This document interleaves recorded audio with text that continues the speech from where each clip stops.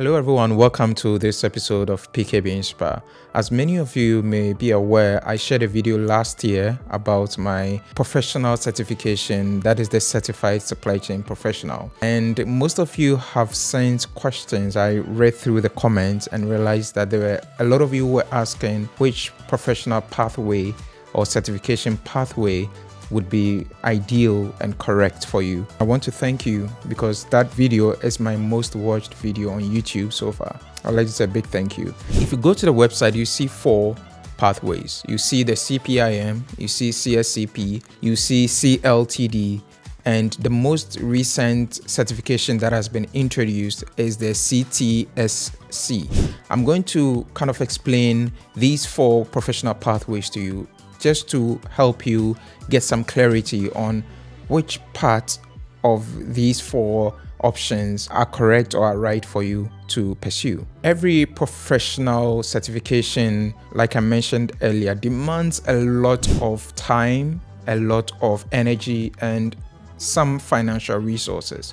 Mind you that these certifications are quite expensive, and sometimes when your company wants to sponsor these certifications on your behalf, you need to give a justification in order to get your budget approved. And so to do that, you need to essentially understand what your current role is and how you would want to grow in that role, and also look at what your aspirations are as a supply chain professional. Once you're able to kind of understand these 2 variables, you would understand which professional pathway is right for you. In every supply chain, we always say that we start with some form of raw material sourcing. So you have a lot of conversations around procurement. Every company wants to know, where are my raw materials coming from and how do I get input for production? So you need to understand there's a lot of planning that goes into that. And we have the raw material bit of a supply chain, or what normally would call where we get our suppliers, right? So the suppliers usually are the companies or entities that would give you your inputs for production. So we have suppliers, which is the first block.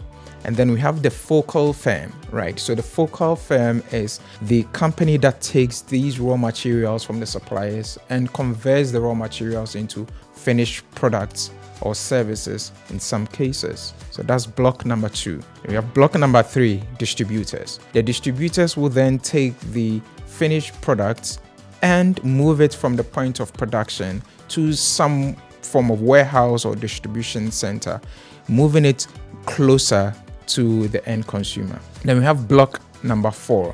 So block number 4 would be wholesalers and retailers. So the distributors, like I mentioned earlier, would move the product from the point of production or from some warehouse or distribution center to the wholesalers and retailers. And this is where block number 5 comes in, the consumers. So this is where the consumers would go to a supermarket, to a shop to buy the product.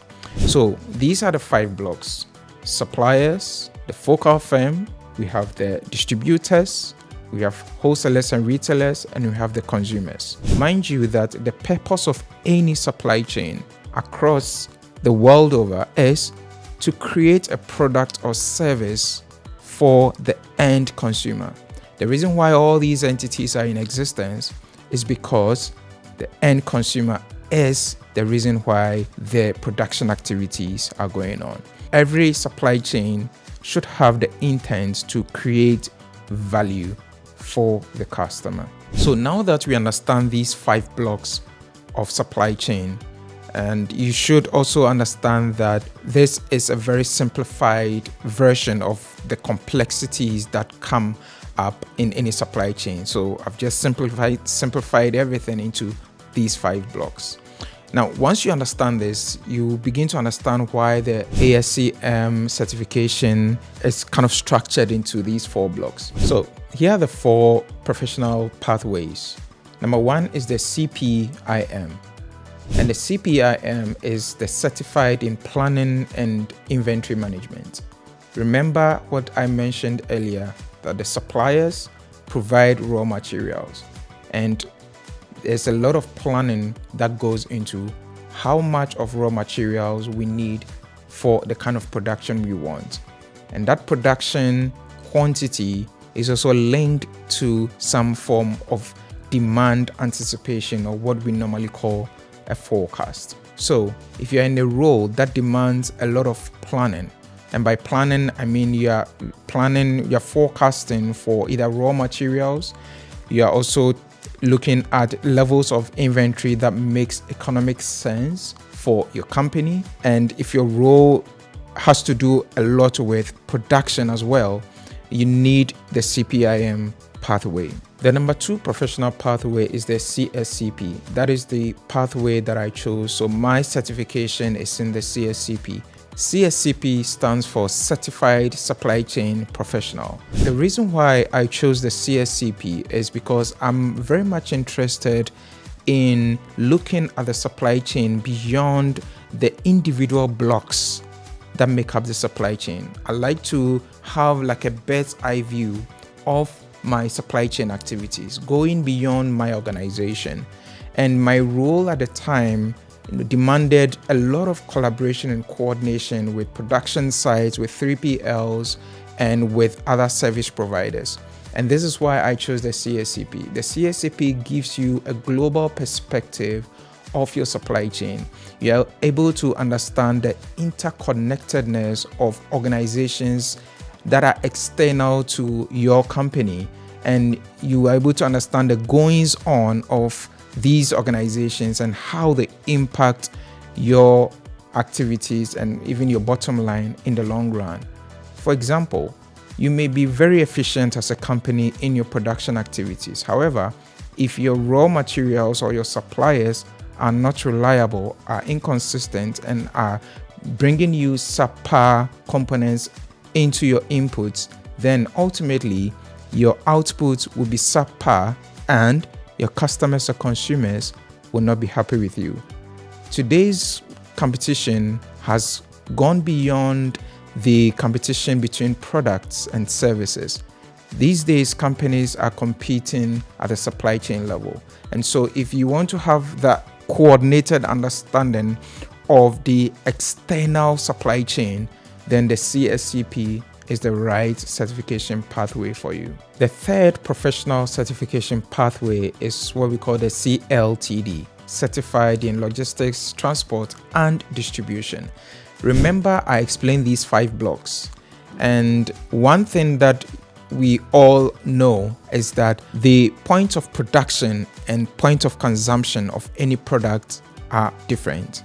What that means essentially is the location at which a product is made may not necessarily be the location at which the product is consumed. So if you take the iPhone being manufactured in Foxconn in China, it has global presence, right? So the iPhone would have to find a way of leaving the factory to the hands of the end consumer. And this is where logistics, transportation, and distribution comes in. So if your role entails planning transport pathways, looking at route optimization, looking at shortest distance or shortest time, if you are planning distribution networks, you are designing distribution networks, for example, for optimal delivery of your product to your end consumers, then the CLTD is right for you. The last professional certification pathway, in fact, this pathway was recently introduced by the ASCM, and this is the CTSC, Certified in Transformation for Supply Chain. In the whole era of COVID-19, one of the key topics that was coming up across board from news agencies, the tabloids, were all talking about supply chains and how supply chains will be able to manage risk and adapt to the changing needs because of the COVID-19. Also, another thing you should understand that whenever disaster strikes, for example, every supply chain connected to that location is disrupted. So the CTSE looks at risk management, looks at transformation of supply chain, and looks at optimization of supply chains, how supply chains can be adapted to meet certain risk profiles that you identify in your supply chain. So overall, these are the 4 pathways: CPIM, CSCP, CLTD, and CTSC. I think that if you are in supply chain, you should take one of these programs or these certifications. It's very intensive, but it's also very relevant to make you not just a competitive supply chain professional in the job market, but also to equip you with the needed skills to be able to perform your job at your workplace. I do hope that this summary was helpful to you. The whole daunting exercise of choosing which professional pathway is relevant for you can sometimes be overwhelming, but this summary should give you an idea of which pathway to choose. To get more information on the cost of the certifications or learning materials and so forth, I would advise you to visit the ASCM website. Just go to www.ascm.org and you would get a lot more information on all the 4 professional pathways in supply chain management that I've discussed with you today. Stay healthy. Don't forget to subscribe to the channel and make sure to like this video and share it within your supply chain network. Thank you and see you soon.